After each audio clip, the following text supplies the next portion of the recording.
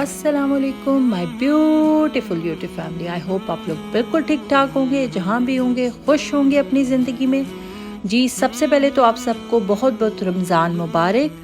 रमज़ान का एक खूबसूरत बरकतों वाला महीना ऑलमोस्ट हर कंट्री में स्टार्ट हो चुका है। कुछ कंट्रीज़ में आज फर्स्ट रमज़ान होगा और कुछ में आज सेकंड रमज़ान है, यानी 2 रोज़े गुजर चुके हैं, यानी गुजर रहे हैं। जैसे कि हमारा आज सेकंड रोज़ा है। रमज़ान स्टार्ट होने से पहले मैंने अपना सारा फ्रिज जो था वो और किचन वगैरह उसको काफ़ी ज़्यादा क्लीन किया था और थोड़ी सी चेंजिंग्स की थी, क्योंकि रमज़ान के दिनों में इतनी ज़्यादा चीज़ें ऑक्यूपाई होती हैं, टाइम का आपको बहुत ज़्यादा ध्यान रखना होता है, क्योंकि इफ्तार और सहर दोनों एक टाइम पे होती हैं, अकॉर्डिंग टू टाइम चलना होता है। तो उस वक्त अगर घर में कुछ भी स्पेशली किचन में चीज़ें फैली हों या आगे पीछे हों तो बड़ा मुश्किल होता है। तो मैंने सोचा कि सबसे पहले तो मैं अपने फ्रिज को क्लीन करूं, क्योंकि अभी रमज़ान की वजह से बहुत सी चीज़ें फ्रिज और फ्रीज़र में नई बन कर रख रही हूँ और कुछ फ्रूट्स वगैरह और इस तरह की चीज़ें ऐड होती हैं। तो उस वक्त फ्रीज़र में अगर जगह ना हो तो बड़ा मसला हो जाता है। तो मैंने कहा, साथ ही बहुत टाइम हो गया था मैंने फ्रीज़र अपना और फ्रिज वगैरह क्लीन नहीं किया था। वैसे मैं करती रहती हूँ, लेकिन अभी थोड़ा टाइम हो गया था, तो मैंने कहा आज ज़रा इसको ज़रा डीप क्लीनिंग कर लूँ, निकाल के धो लूँ। फ्रिज की क्लीनिंग अपने आप में एक बहुत बड़ा काम है। फ्रिज की क्लीनिंग करते हुए तो वैसे ही बंदे की जान निकल जाती है, और आज मैं यही मुश्किल तरीन काम शुरू करके बैठी हुई थी। और बस मुझे ये था कि एक बार कंप्लीट हो जाए, इससे पहले कि मेरा बेटा मुझे तंग करना शुरू हो जाए।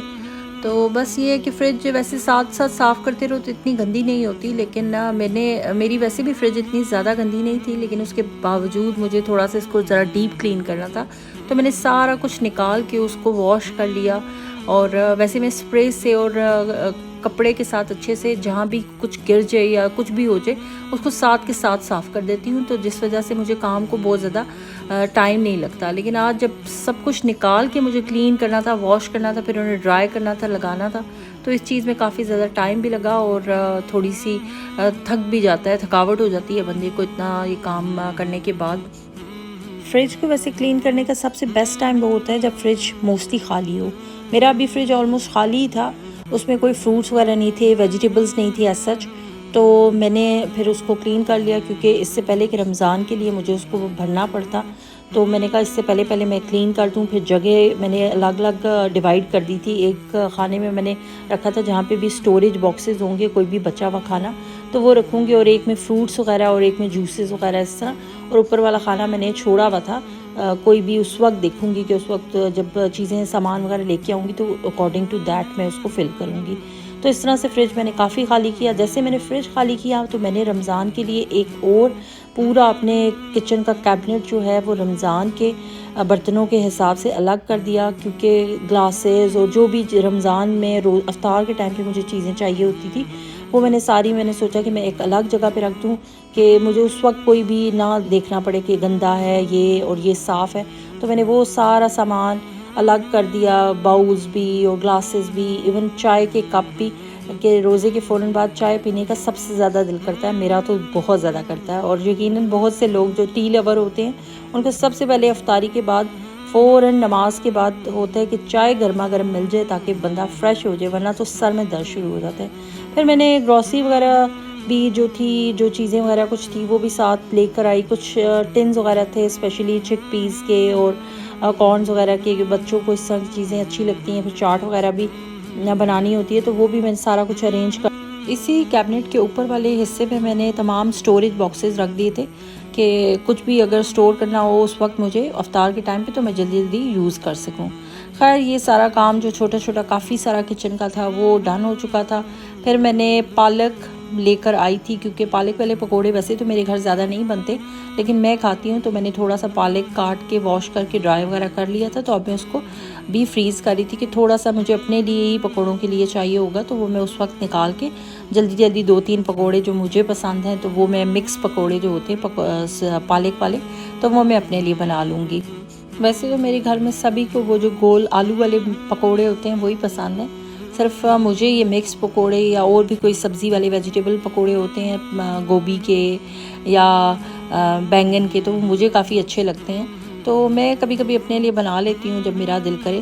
खैर ये सारा काम ऑलमोस्ट ख़त्म हो गया था, तो मुझे आज बनाने थे चीज़ समोसाज। जो कि स्पेशली बच्चों की फरमाइश पे बन रहे थे।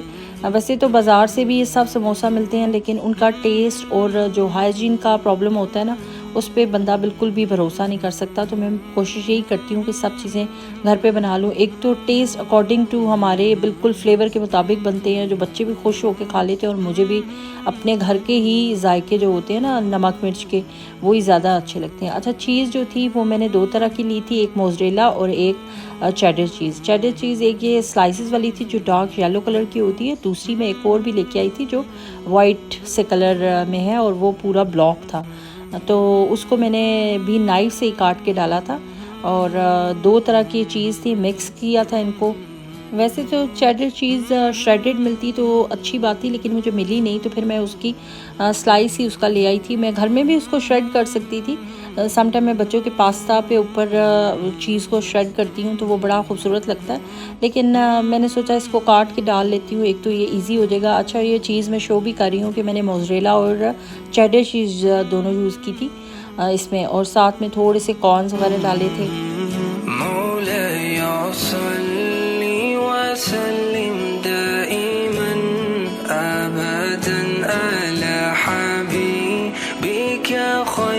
स्पाइसेस भी मैंने सारी इसमें वही डाली थी जो मोस्टली बच्चों की चीज़ों में डालती हूँ, just paprika, oregano, black pepper और सॉल्ट। और उसका भी यही है कि क्वांटिटी अपने टेस्ट के अकॉर्डिंग ही सब डालते हैं। मैंने भी ज़्यादा नहीं डाला था क्योंकि लाइट सा फ्लेवर स्पेशली चीज़ के साथ ज़्यादा अच्छा लगता है। तो बस फिर उसमें कॉर्न वगैरह डालने के बाद अच्छे से उनको मिक्स किया, और मिक्स करने के बाद थोड़ी देर मैंने उसको छोड़ा था।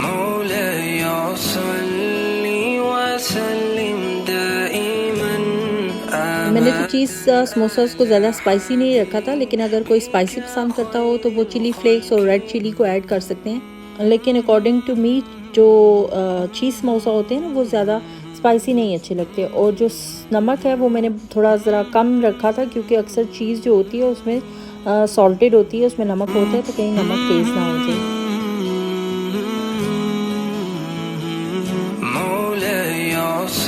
अच्छा, मेरे साथ तो ऐसा होता है कि समोसा या रोल मैं कितनी बार भी बना लूँ ना, लेकिन स्टार्ट के 2-3 समोसा या रोल्स वगैरह जो होते हैं ना वो थोड़ा मुश्किल से बनते हैं।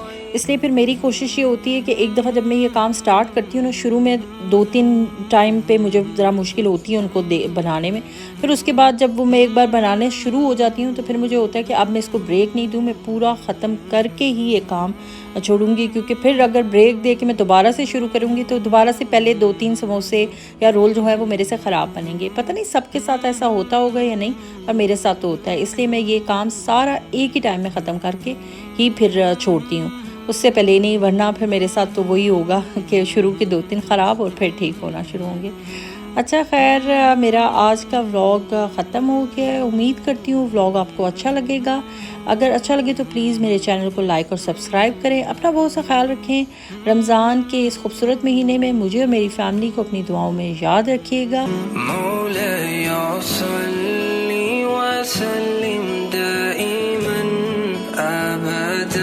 जल्द आप लोगों के साथ मज़ेदार रेसिपीज़ और अच्छी अच्छी बातों के साथ एक नया व्लॉग शेयर करूँगी। तब तक अपना बहुत ख्याल रखें। मेरी तरफ से अल्लाह हाफ़िज़।